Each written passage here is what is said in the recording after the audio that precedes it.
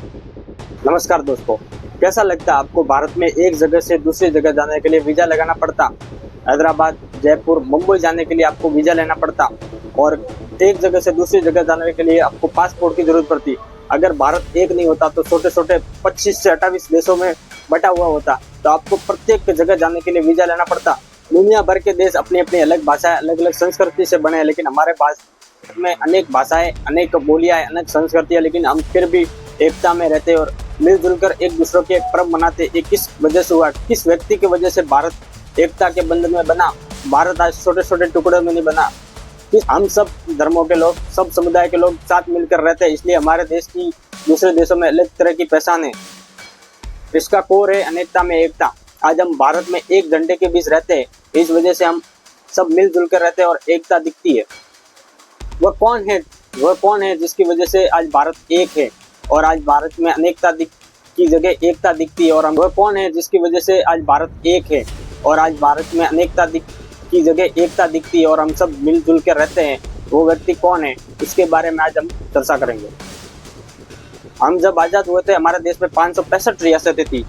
उनको कैसे जोड़ा? 1947 में जब हम आज़ाद हुए तो हमारे देश में 565 रियासतें थी। वो टूट कर अलग हो सकती थी और देश विखंडित हो सकता था, लेकिन एक पेशे से वकील और किसान परिवार का व्यक्ति जिसने देश को एकता में बांधा, उसका नाम था सरदार वल्लभ भाई पटेल। उसके बारे में आज आप बात करेंगे। तब तक हमारे चैनल को सब्सक्राइब करें, क्योंकि ऐसे ही वीडियो हमारे चैनल पे आते रहेगी और आपको नए नए प्रकार की वीडियो देखने को मिलेगी। आपका एक सब्सक्राइब हमारा हौसला बढ़ाएगा। वो एक किसान का बेटा था, लेकिन उसकी लौह इच्छा शक्ति ने भारत का नक्शा ही बदल दिया। ये है लौह पुरुष सरदार भाई पटेल की कहानी। सरदार वल्लभ भाई पटेल का जन्म गुजरात के नाडियाड में हुआ था। 31 सितंबर 1875 में उनका जन्म हुआ। पिता झवेर भाई पटेल पेशे से किसान थे, लेकिन उन्होंने 1857 की क्रांति में महत्वपूर्ण भूमिका निभाई। झांसी की रानी की सेना में शामिल भी हुए थे। माता का नाम लाडाबाई, जो संस्कारी और धार्मिक महिला थी। सरदार वल्लभ भाई पटेल बचपन से ही साहसी स्वभाव के थे और जब उनके बीमार पड़ने खुद लोहे की सलाख से फोड़ा, तब से उनका नाम जो है लौह पुरुष, लोगों ने सोच लिया कि बड़े होकर लौह पुरुष बनेंगे। गरीबी थी, लेकिन पढ़ाई के प्रति जिद्दी थे, इसलिए छोटे से गांव से शुरुआत कर उन्होंने बड़ा खिताब हासिल किया। युवा अवस्था में पढ़ाई के साथ खेती बाड़ी में भी हाथ मिटाते थे और अनुशासन और अपने संस्कार की वजह से वो इतिहास में जाने गए। मेहनत, अनुशासन और तेज बुद्धि के लिए सरदार वल्लभ भाई पहचाने गए। 27 साल की उम्र में लंदन गए, बैरिस्टर बने, लेकिन उन्होंने आलीशान जिंदगी ना रहकर देश के लिए अपना जीवन समर्पण किया। वकालत में सफलता मिली, लेकिन उनका दिल देश के लिए धड़कता था, इसलिए देश के लिए समर्पित हो गए और अपने पैंट शर्ट की जिंदगी छोड़कर सादा खादी का कपड़ा चुना और देश के लिए निकल पड़े। गांधी जी से मुलाकात हुई तो उनकी जिंदगी बदल गई। वो सूट बूट की जिंदगी छोड़कर खादी के कपड़े पहनने लगे और देश के लिए समर्पित हो गए। उन्होंने देश की हालत देखी और देश के लिए समर्पण हो गए और सरदार भाई पटेल देश के आम नेता बन गए। 1918 में गांधी जी ने उन्हें खेड़ा सत्याग्रह के लिए चुना गया, तो सरदार पटेल गए और वहाँ पे अंग्रेजों ने कर बढ़ा दिया था, लेकिन सरदार भाई पटेल ने वहाँ पर किसानों को समझाकर और अंग्रेजों से लड़कर वो कर थोड़ा माफ करवाया और वहाँ से ही सरदार वल्लभ भाई पटेल का नाम होने लगा। उन्हें सरदार नाम 1928 में मिला। बारडोली सत्याग्रह में किसान के लड़े हुए क्या हुआ? वहाँ पे अंग्रेजों ने कर बढ़ा दिया तब और घर हड़पने लगे किसानों का। तो पैसे से अपने सरदार वल्लभ भाई पटेल वकील थे, उन्होंने दिमाग लगाया। जिस दिन अंग्रेज जिस किसान के घर आता था, उसी दिन उस किसान को गायब कर देते थे और किसान 2-2 महीने वहाँ पे नहीं आता था। जैसे जैसे अंग्रेज दूसरे का नंबर लगाते थे, वैसे ही उसको भी गायब कर देते थे, क्योंकि वो पैसे से वकील थे, उनका दिमाग बहुत था। तो उन्होंने जासूस बिठा दिया था अंग्रेजों में कि आज किसके घर आने वाले हैं। वैसे ही उन्होंने दिमाग लगाकर ऐसा करके अंग्रेजों को परेशान कर दिया। आखिरकार अंग्रेज झुक गए और उन्हें कर्ज जो है 30% से कम करना पड़ा और वहीं से वह महिलाएं प्रसन्न हुई और महिलाएं जो किसानों की पत्नियां थी वो प्रसन्न होकर उनको कहा आपने इतना हमारे लिए किया तो आपको आज से सरदार कहेंगे। जो सरदार होता है वो समाज के लिए नेतृत्व करता है, वैसे इस नेतृत्व की क्षमता सरदार भाई वल्लभ पटेल में थी, इसलिए उनको सरदार नाम दिया गया, उपाधि दी गई। 1942 में भारत छोड़ो आंदोलन का सरदार वल्लभ भाई पटेल ने नेतृत्व किया। अंग्रेजों को खूब परेशान किया, अंग्रेजों ने उनको जेल में डाला, लेकिन कई बार जेल में डाला, लेकिन छूट कर उन्होंने अपना जो है देश के लिए समर्पण किया और वो ऐसे ही नेतृत्व करते रहे। लेकिन उनकी आवाज जो पूरे भारत में गूंज चुकी थी। जेल के सलाखों ने उनका हौसला और भी बढ़ा दिया और वो देश के लिए और समर्पण भाव से लड़ने लगे। उन्हें लगा कि अब आज़ादी और नजदीकी है। 15 अगस्त 1947 को देश आज़ाद होता है, लेकिन देश के सामने चुनौती थी। देश जो 565 रियासतों में बटा हुआ था, उनको इकट्ठा कर प्रत्येक को जोड़कर देश को बनाना था, वो एक जटिल समस्या थी।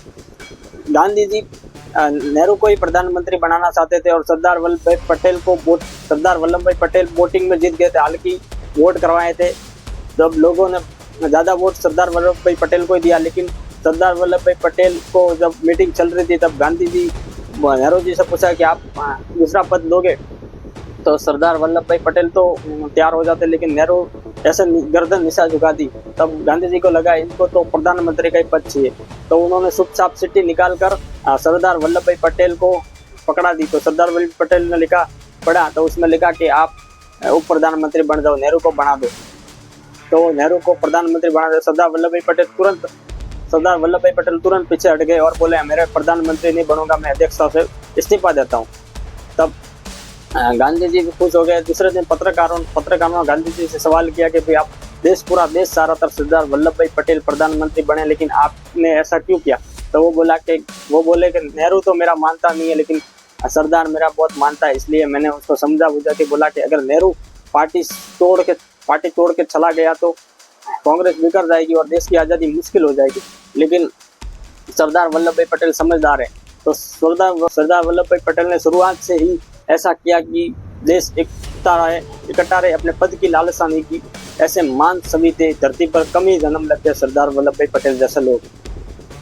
सरदार वल्लभ भाई पटेल बने देश के पहले उप प्रधानमंत्री। उनका लक्ष्य था देश को अखंड करना। गुजरात के जूनागढ़ का नवाब मुस्लिम था, लेकिन वहाँ की जनता हिंदू थी। जूनागढ़ का नवाब तो शामिल होना था पाकिस्तान में, लेकिन जनता जो है हिंदुस्तान में शामिल होना चाहती थी। तो सरदार वल्लभ भाई पटेल ने वीपी मेनन को बोला और उनको भेज दिया वहाँ पे कि समझाओ उसको। तो वीपी मेनन को भेजकर बोला कि वहाँ के जो मंत्री हैं उनको, वो तो सब हिंदू है, उनको बोल दो कि आप ऐसा ना करें, आपको फंसाया जा रहा है। तो आपको पाकिस्तान में जाकर वहाँ पे मुस्लिम आबादी है, वहाँ पर आपका जो है आपसे अत्याचार वगैरह करेंगे। तो वहाँ के मंत्री ने, जो जमींदार थे, उन्होंने विरोध किया। तब नवाब को फिर वहाँ से भगाया गया और फिर नवाब वहाँ से भागकर पाकिस्तान गया और जूनागढ़ हड़प लिया। जूनागढ़ को अखंड भारत में मिला दिया सरदार वल्लभ भाई पटेल ने अपनी कूटनीति से। हैदराबाद उस समय बहुत शक्तिशाली था, उनके पास पैसा भी था और उस टाइम का हैदराबाद आंध्र प्रदेश, तमिलनाडु, कर्नाटका सब उसमें शामिल होते थे। तो वो ज़्यादा नखरा दिखा रहा था वहाँ का निजाम, और वहाँ का मंत्री जो सलाहकार था वो बहुत भाव खा रहा था। तो सरदार वल्लभ भाई पटेल ने कई बार उनको समझाया, लेकिन नहीं माने। अंत में सैन्य कार्रवाई करके उसको भी सरदार पटेल ने भारत में मिला दिया और वहाँ की जो सेना वगैरह हराकर सरदार वल्लभ भाई पटेल ने हैदराबाद को भी लिया। फिर जोधपुर का महाराजा हनुवंत सिंह, वो भी ज़्यादा नखरा कर रहा था। पूरा राजस्थान, जोधपुर और बीकानेर और उनके जो सहयोगी थे उनको लेकर पाकिस्तान में मिलना चाहता, क्योंकि जिन्ना बहुत हरामी बंदा था।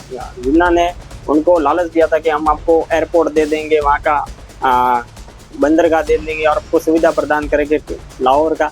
तब सरदार वल्लभ भाई पटेल ने वीपी मेनन को भेजा, लेकिन वीपी मेनन को हनुवंत सिंह ने बंदूक दिखा दी कि मैं तेरे को तो उड़ाना ही है अभी।